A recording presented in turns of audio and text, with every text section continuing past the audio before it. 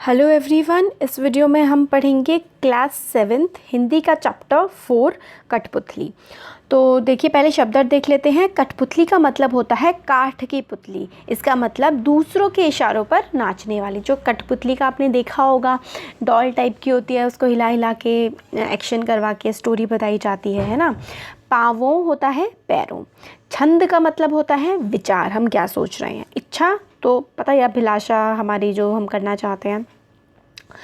देखते हैं क्वेश्चन। प्रस्तुत कविता कठपुतली के रचयिता कौन है? तो इसके रचयिता जो हैं वो भवानी प्रसाद मिश्र कठपुतली के रचयिता हैं। बहुत इंपॉर्टेंट है, एग्जाम में पूछते हैं इसका पोएम का नाम, पोएट का नाम। तो भवानी प्रसाद मिश्र हैं। फिर नेक्स्ट है, कठपुतली के मन में किस प्रकार की इच्छा जगी? तो कठपुतली के मन में स्वतंत्र होने की इच्छा जगी। कैसी इच्छा जगी कि वो स्वतंत्र हो जाए, मैं स्वतंत्र हो जाऊं, ऐसे उसके मन में बात आई। स्वतंत्र मतलब आज़ाद हो जाऊं। कवि के अनुसार मुझे मेरे पाँव पर छोड़ दो का क्या आशय है? तो कवि के अनुसार मुझे मेरे पाँव पर छोड़ दो का मतलब है स्वतंत्रता से रहना या स्वतंत्र हो जाना। कठपुतलियों में धागे क्यों बांधे जाते हैं? कठपुतलियों में धागे अपनी उंगलियों पर नचाने के लिए बांधे जाते हैं।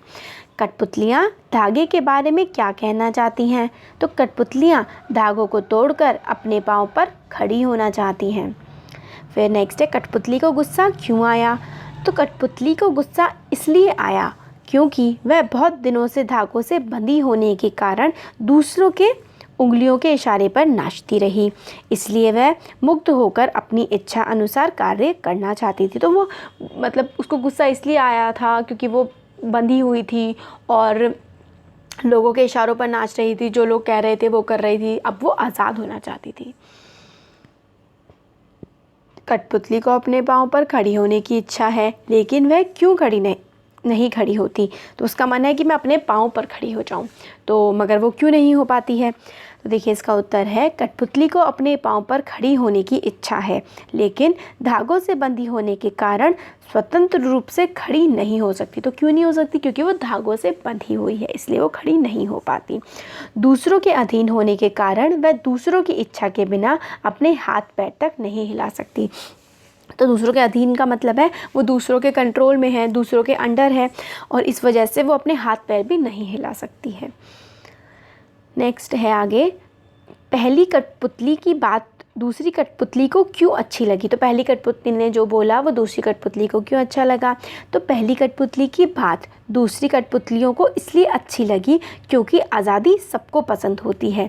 कोई भी दूसरों के अंडर अधीन नहीं रहना चाहता तथा किसी भी कठपुतली को धागों से बंधे रहकर दूसरों की मर्जी से नाचना पसंद नहीं होता। इसलिए पहली कठपुतली की बात दूसरी कठपुतली को अच्छी लगी। तो देखिए, आज़ाद रहना सबको पसंद है, कोई किसी के अंडर नहीं रहना चाहता है। तो इसी वजह से जो है पहली कठपुतली ने कहा था कि हम लोग सबको आज़ाद हो रहना चाहिए, तो इसलिए बाकी सबको ये बात अच्छी लगी। पहली कठपुतली ने स्वयं कहा कि ये धागे क्यों हैं मेरे पीछे आगे, इन्हें तोड़ दो, मुझे मेरे पाँव पर छोड़ दो। तो फिर वह चिंतित क्यों हुई, ये कैसी इच्छा मेरे मन में जागी? तो एकदम से उसके पहले मन में आया कि ये धागे क्यों बंधे हुए हैं मेरे, इनको तोड़ दो। फिर उसके मन में फिर वो चिंता में पड़ गई, फिर वो परेशान हो गई कि भाई ऐसी इच्छा मेरे मन में क्यों आ गई।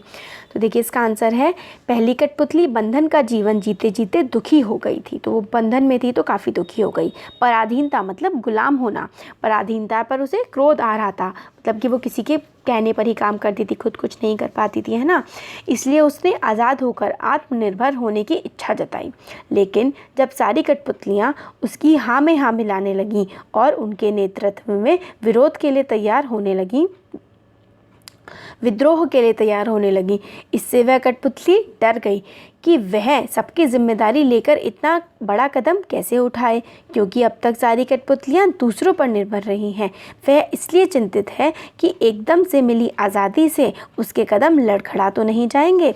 तो वो पहले तो उसे बड़ा अच्छा लगा कठपुतली को कि भाई मैं बंधन से मुक्त हो जाऊंगी, आज़ाद हो जाऊंगी, बट बाकी सारी कठपुतलियाँ भी उसका समर्थन देने लगी। तो उसे लगा कि इन सब की जिम्मेदारी भी मेरे पे आ जाएगी और वो अभी खुद ही बंधन में है, फिर वो जब आज़ाद हो जाएगी क्या वो अपने पैरों पर खड़ी हो पाएगी, वो कैसे सब कुछ करेगी? ये बात सोच करके वो डर गई और चिंतित हो गई।